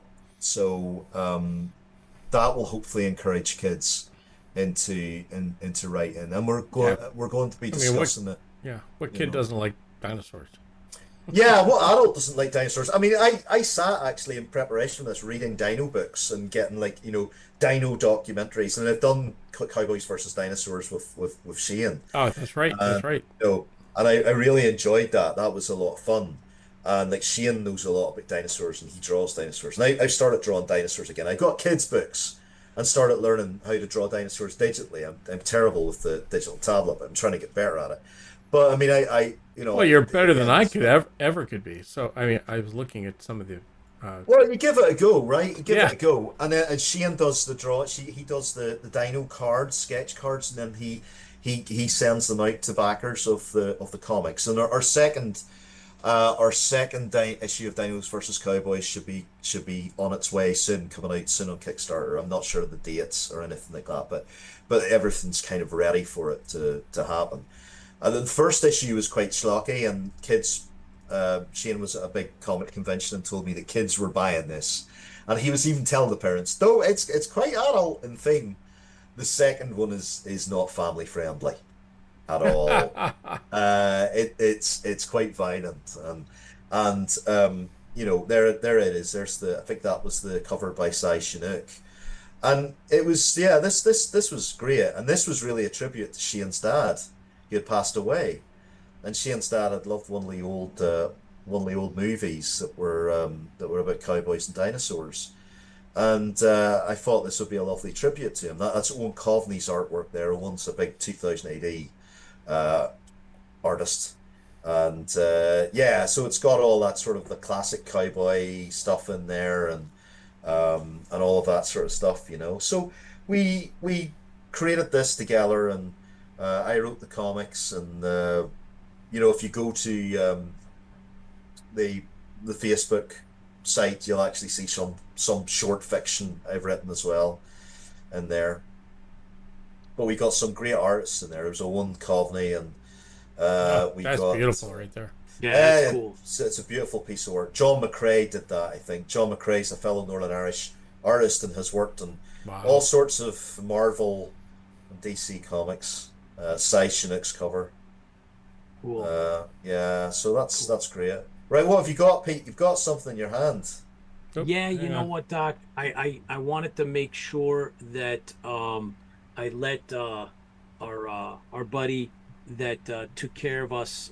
We unfortunately, for whatever reasons that were out of your control, you weren't able to make it for our Halloween episode, and we actually unboxed artwork, original artwork, just beautiful stuff that was sent to us by one of our fans. Yeah, I can't believe somebody sent this to us. It was amazing. Yeah, just incredible stuff. And I just wanted to mention that Tipsy, do you have anything handy? Because I put my stuff give me a second. Is away, and so I want to show yours, but give me a second. No, mine has been placed properly away, and I just wanted to mention that there's I got mine. There's some swag coming your way, and it's really cool when fans actually want to share material with everyone, and they chose to do it through us. Yep. And that is really really cool. I really we don't ask for anything in return for what we do. We love what we do. We love you. We love you. We love the family. I said it wrong. But we love the family, and it was it was exciting that somebody sent something to us that we were not expecting. This could have been a Christmas gift at this point because it was so amazing. Some of the artwork that was originally from some of the original Battlestar Galactica classic comic books from what was the name? And Ken, just want to let you know this will be going in the mail your way. It's some swag that we have from IFB and from the Stranded Warrior. So this is so he gave us going out your way. He sent us actual drawings. Yes. Oops. Original. There you go. Let's try that again. Yeah. Actual drawings from some of the actual Battlestar Galactica comic books. Yep. And these are so rare, and some people don't appreciate these as much as we do, but we really do appreciate it's so these. beautiful. So I'll be posting on IFB. So I have I took pictures, really nice pictures of my set. So those will be going up on IFB. That's courtesy of Ken Gannon. Thank you very much for sending those to us. So we got separate packages. I got one that's a little more colonial related. Obviously Tipsy got his Cylon ones. So thank you. I mean, today is a good day to thank, right? And show some gratitude. And we will be sharing with the fans on IFB. So stay tuned for that. This is actual pencil drawing. Oh wow! Look how beautiful it came with the tissue cover. paper. Tissue paper. Because that. Look at that. That's so. You just want those guys to take over. Yeah. So the way these particular graphic novels were done, and this is as signed. far as they went. They weren't inked. They did just the pencils. They were scanned, and then the rest of it was all done digitally. So that's how that got made. And so that's as much, that's original artwork. That's as far as that artwork went. There is no next stage. Next stage was actually scanning, digitizing, and then everything else all done digitally. And that's how we got the final product. So we have original artwork. So Ken, thank you again. Today is a perfect day to show gratitude and appreciation. And thanks. Yeah. So we're putting that up on IFB. We're gonna have some posts done specifically with that artwork, so everybody else can see that and enjoy it as much as we have. So again, thank you very much for sending it our way. And Lola wants to make sure that as soon as we get those hard copies, Lola, of the unofficial, unauthorized quiz book, we will make sure that we set one aside for you. We'll figure out how we're gonna, make them available to everybody. Right now, the easiest thing we thought of was we go to some conventions.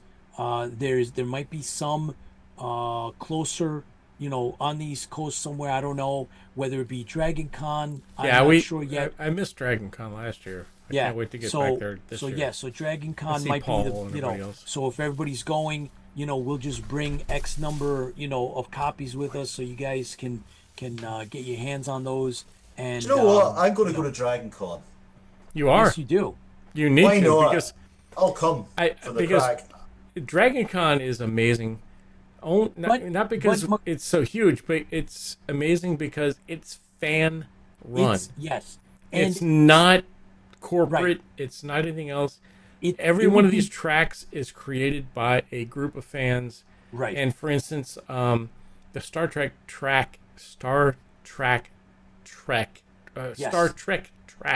is run by good friends of ours, colleagues that are also podcasters. And it's also run by the guy who never got promoted. Somebody will help me out there. At the convention, they all gave him Ensign so that he got I can't remember who, but he is the fan that actually runs that track. So he puts it all together. He gets all the volunteers set up. It wasn't the guy who played Harry Kim, was it? Yes, it is. Yes. That's exactly it. That poor bastard never got anything. And he went through hell on Voyager. He went through hell on Voyager, too. Exactly. Poor guy. But he's the one that runs that. So Doc, it's everybody, fantastic. all the fans that went up to him gave him another set of pips. Pips, Right. yeah. So that he could That's actually it. get promoted. So he could actually that's what promote, everybody yeah. gave They to should have him. brought Tim Russ on to do that for him because he was the commanding officer, his commanding officer, wasn't he? Yeah, Tuvok. that would have been cool. Tuvok. So Ensign Kim, that's right. Thank you, But James. to Paul, come on. What would you right? Paul. Yeah, so the one reason I would go to Dragon Con is actually to have a few beers with Paul Rotter. Paul's fun, yeah. I go Oh, for hell a couple yeah. of beers. Hey, Mike with the him. Bruin, what's up? Yeah, we have a great time at would you- Dragon Con. Actually, I think it's probably one of the better Garrett Wang. large groups of 78 style Battlestar Galactica people who get together. If you were dressing up as a non-Battlestar character, who would you dress up as? Call Kolchak. There the we Night go. Stalker. Right. Of course, Pete's like got it like that. Me, Yep, done it a few times. is there a cost involved? Because I would go alien, Right. full alien. Yeah, Alien. yeah. Right. Okay. I love I have a alien. friend that did that at Dragon Con, but she did sex alien. She had the alien head. Oh. And then she had the brassiere, and then she had the suspenders and stuff like that and stuff. Oh. And she did. Oh, She done that, and Yeah. she did photos with people who were colonial marines and stuff. She did a whole they, thing on that. they have a you good know? group. I think out of aliens, I think the when you say sexy, what's her name? Oh my Not God. the cat, not You're the gonna- cat, you're gonna not the make- cat. Oh, the but, cat! I'm glad we're not moving into that territory tonight. Oh, no. 'Cause we've gone everywhere else, haven't we? Oh, boy. Gone everywhere But, else, boys. All right. So what was her where name? you be, Doc? Sigourney I Weaver. wanna hear you gonna Sigourney Red Weaver. Red Wing. Wow. At that All right. point in time, yeah. Right, Doc okay. McAuley, who are you Right. gonna be? Who would you be? Yeah. Who would I be? I don't know. Come on. Don't get me wrong. I would not be know who I Sigourney would Weaver. dress up. I don't know who I would dress up as. I mean, I wouldn't want to dress up as Doctor Who. I wouldn't want to do that. No? You know, no. I don't know. Because there's I quite a tell few you what, Daleks, and there's quite a few. There's a lot of Whovians. There's a lot. A of huge Whovians. amount of Whovians there. You know, I don't know. I tell you what. Let's throw it out to the fans. The fans think that I should dress up as Commander Riker. Somebody says you should be Riker. Commander Riker. Oh, there we go. He's got the That's beard. science fiction. He's Oh got my the God. beard. He's got the beard. I can see Well, Riker. this is the Santa beard. So I started doing Santa on Saturday. So I grow the beard out for Santa for charity because I do it Yeah. for like hospitals and charity Yeah. and stuff, and I do that every Yeah. weekend. But now up you to have to have it Christmas for now. Dragon Con. But now I can have, well, I have to have it tapered in a little bit. Now it'd have to be all like perverted and like hello. And, Yeah, you be. uh, Yeah. and You then be, you'd have to like the problem is it's if you're cosplaying as Commander Riker and you're doing it right, you have to sit in a chair a certain way, and I'm not sure that anatomically I could do that. It might damage certain parts of my anatomy doing that. I mean, if I Obi-Wan Kenobi is the Obi-Wan next up. Kenobi, yeah, By hello, Mike the yeah. Bruin gives up Hello. two. That's I'd say- another good one. I'd say yeah. I'm going to have fun here. I'm going to say Neelix. Nidix. Harry Mudd. Oh my Ooh.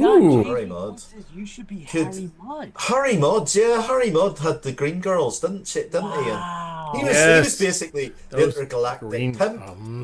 Wow. I mean, well, this is it, right? And you could, I could, you know, if I got a couple of people to dress up and could do the Harry Mudd thing, and they could be like a pretend pimp for a night.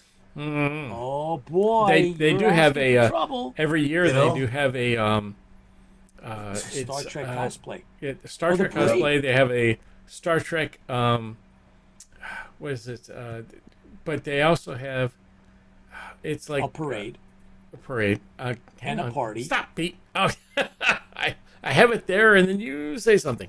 They have a it's a bunny hutch style cosplay. So you dress up as the Hugh Hefner or the bunny of a specific Oh, sci-fi.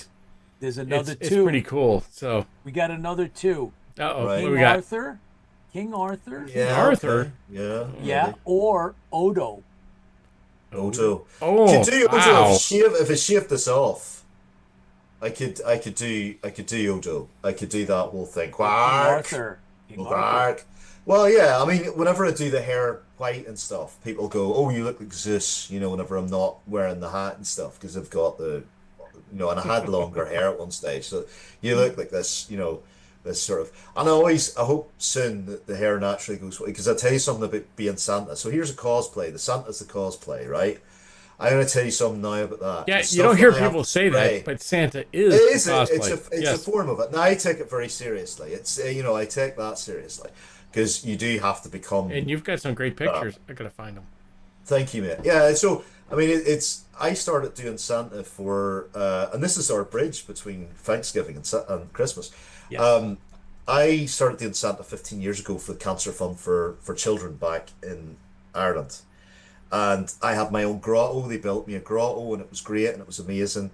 And it was very tough work. I mean, I took it very, very seriously. So when you're Santa, you're Santa. And I learned everything about Santa. I put on the Santa voice and all of that. And you're dealing with some very sick kids. And sometimes you were dealing with kids who had, they weren't going to be about for long. So you had to deal with that and do that. And I did that for about 8 years whenever I was home, and then Bonnie did it 1 year with me. And this was a year where they built a grotto, and they had a full fairground behind me, Ferris wheel, everything. It was amazing at night.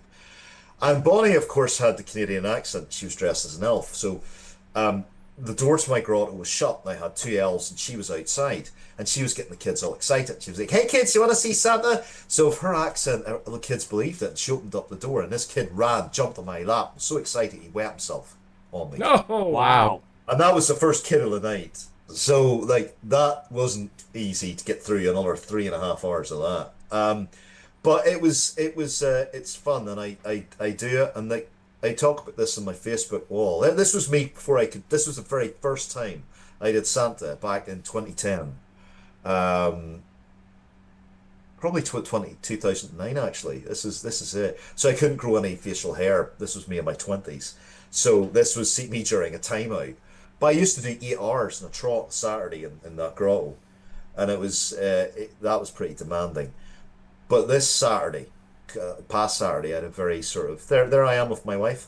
That was last Saturday, and an elderly person came up to me in a walker, and she found it very difficult to get over to me.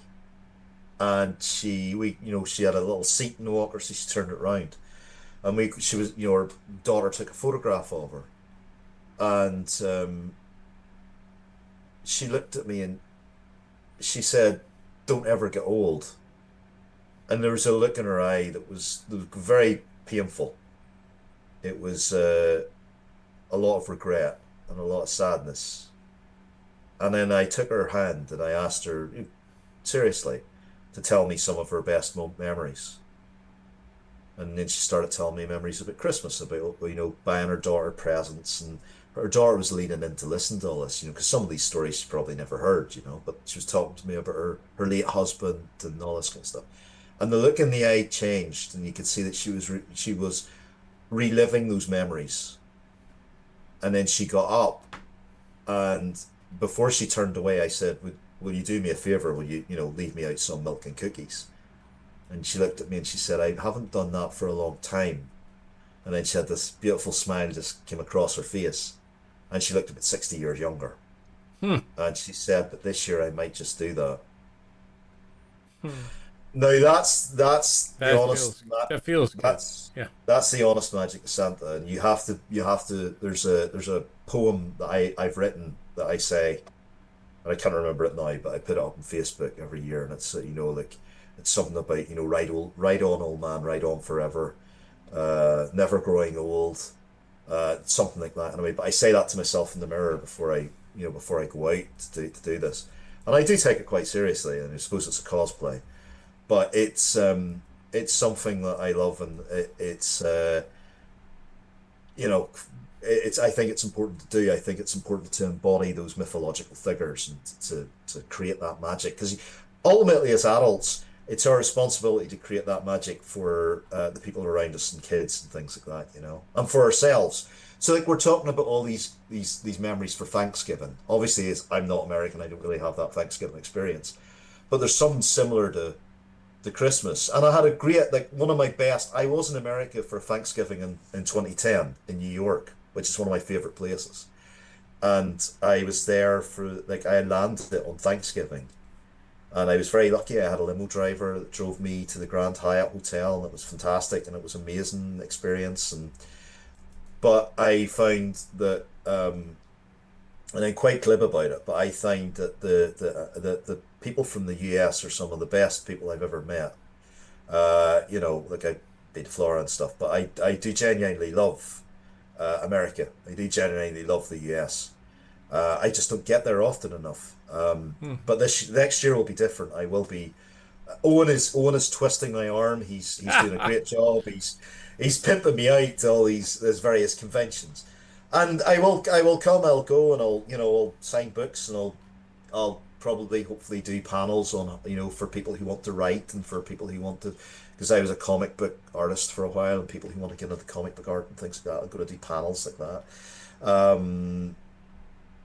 And yeah, but anyway, I loved that Thanksgiving in 2010, and I met people, and I met people in the streets, and I talked to them for a while, and I had a very powerful experience in Central Park the day after Thanksgiving, and this chap came up to me, and it was quite obvious he wasn't well, and he was looking for some money, and so I gave him some money and stuff, and he just said to me, he said, life might have given up on me, but I've never given up on life.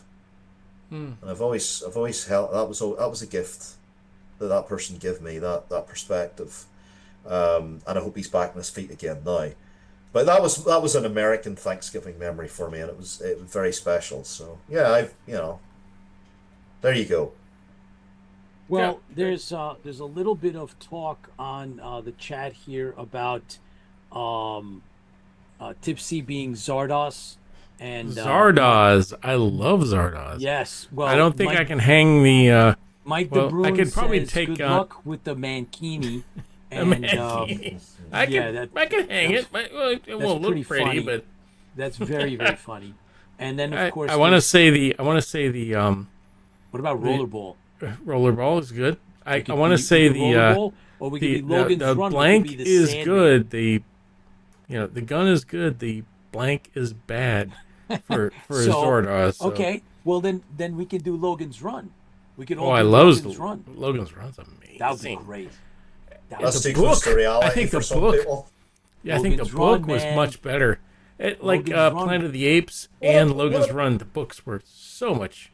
What so about much the better. A-Team? What about the A-Team? Ooh. We could be hired. We could do that, right? Mercenaries for hire. And then what we could do here, look, I mean, we could be in Baywatch. Now, I'm not saying that we would be. Oh, my right? Full circle. We wouldn't be Baywatch. We wouldn't be the lifeguards or anything. Baywatch. Yeah. We would just be like the people on the beach, just sort of sitting there looking at people on the beach. Pamela Anderson did a great Lifeguard job fans, at Naked Gun, the remake. Boy. She did a really good job. Death Race 2000. Ooh, that was fun. Frankenstein, yes. And There then is no Sylvester Stallone was in that There is too. no sanctuary, Mike DeBrune. There is no sanctuary. Hang on. There is no sanctuary.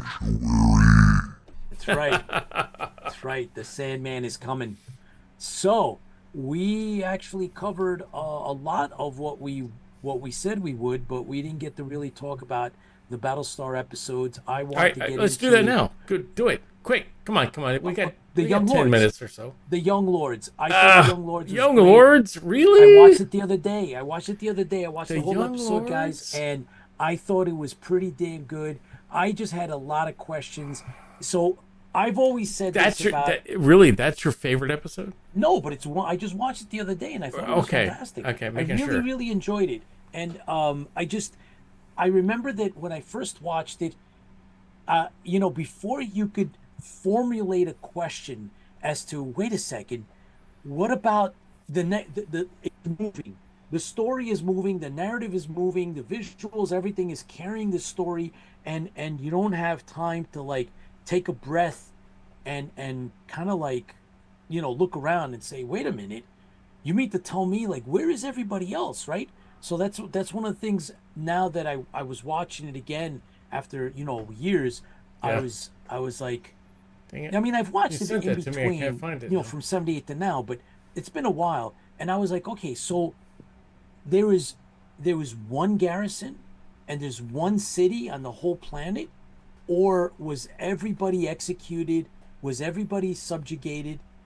That's something I thought about. Did they put, were there outposts on other parts of the planet?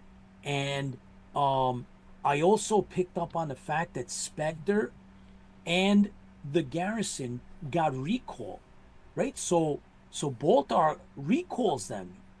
Whatever happened to those guys?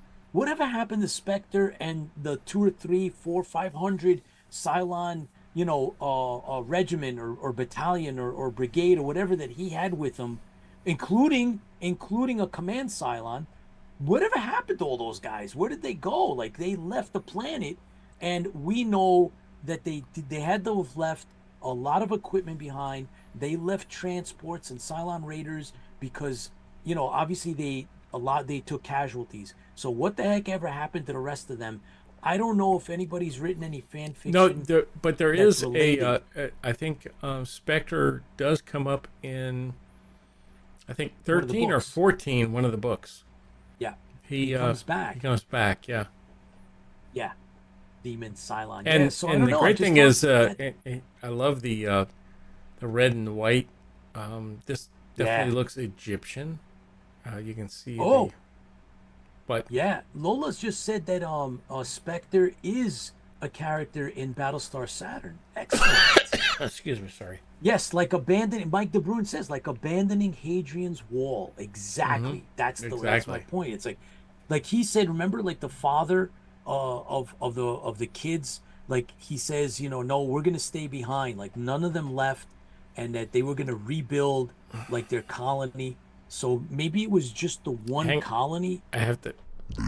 I just thought it was. Anyways, I just thought it was cool. I don't know. It was decent, but that's not the book you wanted to show? No, I just happened to pull this off my shelf. This is my original book that I actually bought back in the day, and it looks like it was. I read it once. It's only been read once, and now I'm going to go back and read it. And when I saw this selling in the store, I flipped my Look list. how yellow those pages are. Yeah, they are. Look at that. Yeah. We're old, man. We're old. Yeah, no kidding. All rights reserved. Copyright 1980. So this was published and released in 1980. Yeah, but show the picture. It's important that. So, the Young Warriors, the picture there, it looks like who? It looks like Apollo. It doesn't look like Starbuck. That's right. The Young Warriors had Starbuck as the main character. And one of the things was I guess at that point in time, the rumor is, I mean, what I've read, and I really can't go from there, but what I've read was the Apollo or Hatch and they were fighting amongst who can get on screen the most. Their what is it? Their agents were fighting Dirk back and forth Benedict's for them. Yeah, agent. Benedict's. Yeah. Boy. So what they did was the original series, the original thing was supposed to be Apollo. Apollo was supposed to be all of this piece, but they switched it for Starbuck because there wasn't enough screen time for Dirk Benedict. Yeah, that's correct. So that is what we've discovered. We've uncovered that little tidbit of trivia. It's crazy. I mean, we love the show, but on the cover of the book, it's Apollo. It's definitely Apollo. That is meant to be. Definitely Apollo. Yeah.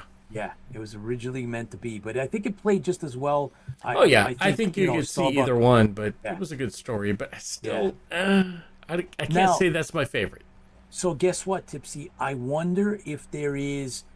So when they put in Dirk Benedict, I believe that they probably had to revise the script So I wonder if there's an original screenplay or script that talks about, Apollo.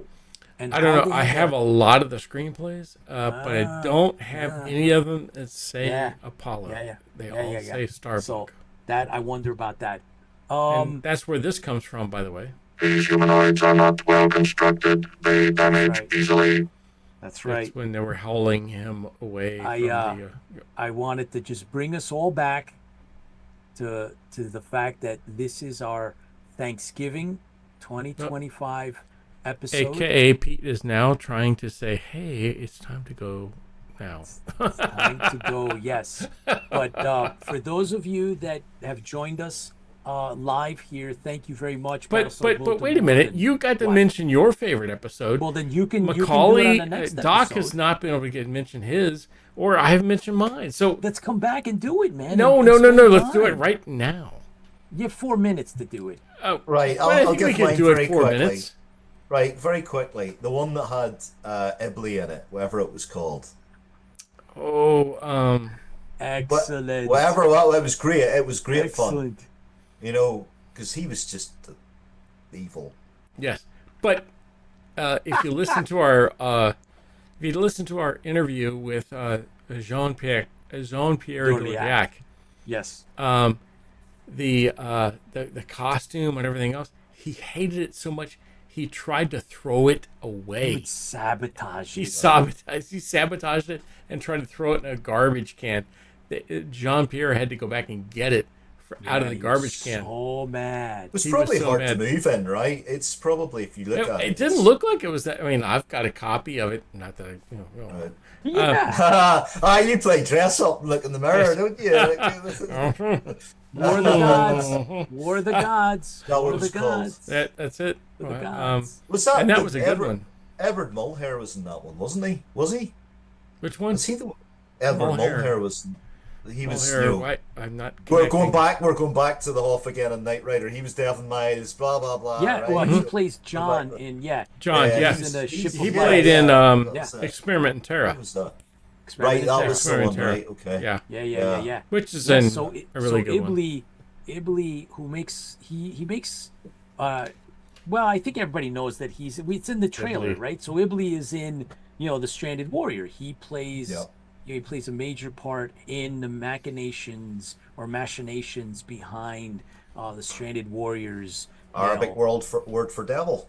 Yeah. Yes. So there we are. All right. So Tipsy, go ahead. What is? Well, my favorite has always been What? the one with. Oh God. Silent Death Machine, baby. Silent Death Machine, which is That's great. I really wish they would have came out in the right order, because Silent Death Machine, aka Gun on Ice Planet Zero, was supposed to be number 2. Yeah. In the series. God. So cool. Because it was supposed to be, but Gun on Ice Planet Zero, I know it copied Guns Navarone. Yeah, I know good. It was amazing. Yeah. But the character arcs inside of those and the acting in those, I think was really good. And it was so many unanswered questions. Well, what happens to Croft? Does Croft create? Does Croft come out and Croft is one of the convicts, but does he become somebody in the fleet later on? You don't get that information because it was all scrambled because they were in such a hurry. Yes. To put out so many different episodes. Yeah, it's too whereas bad. This was supposed to be number 2, and of course I think don't get me wrong, I love Baltar, but I think Volpa would have been a better bad guy out of all of this, and not just I understand they wanted to keep Baltar, and I understand they wanted to keep because he was a very popular and I guess stage actor, but I don't think I think Volpa would have been a much better bad guy throughout the entire series compared to Baltar. I mean, they hacked his head off for a reason. They hacked his head off for a reason. Oh boy! And I think it would have been a better bad guy throughout They the whole didn't. They season. didn't do a lot with Baltar. To be fair, No. No, do they a could have lot done with more. it. Yeah, they could They have could've done much done more, more. much more. Is that water? Yeah, of Yeah. course it is. Pete is a And I had to pour it out of this because it was Right. was Leaking? getting soft. But I will be sharing close-up pictures Oh my of God. Hang on. this. I'll See- here we go. So, anyways, we really do thank you for joining us. We broadcast every Thursday. I know today's Wednesday, which is kind of weird, but it's okay because Thursday is a holiday, and we hope that you get with your family, get with your friends, get with can make those connections, make those memories. It's so important. I mean, we're here with I'm here with my best friends. I got Mr. McAuley. I've got New York Pete. These are people who are my family now, and it's important that you do spend time with your family, and you do thank the people that are there. So thank you for being there. Thank you for the people behind the camera. Thank you for the people who are fans. Thank you to the people who are family. I'm always forgetting that. But it's important that we recognize in these stressful times that we have that we have each other. So I want to thank you for joining us tonight. I want to thank Pete for being here. I want to thank Chris McAuley, Dr. McAuley. I keep saying Chris because I want to stay away from Chris, but we're both Chris's, so the Chris X2. So thank you for joining us, and we really do appreciate all of that you've done. Thank you for watching us. I mean, who would have thought, a couple of years ago, 5 years ago, that we would have been at this point? It was crazy. But Pete, thank you. Mr. McAuley, You're thank welcome. you. Dr. McAuley. And for the love of God, people, don't kill each other. That I'll goes be without praying saying. for you all. AI, baby. So, thanks for joining us. We will see you Thursday. Next next week. Thursday, next week. Yes. And really do have a great time with your family. Have a great time with all of your friends. And we will see you then. But until then, just remember that fans for the fleet. Keep the faith, everyone. Happy Thanksgiving. Ooh, keep the faith. Good, definitely. Oh, tastes like paper. Pete, you killed me. Let's see. Now I gotta find the video.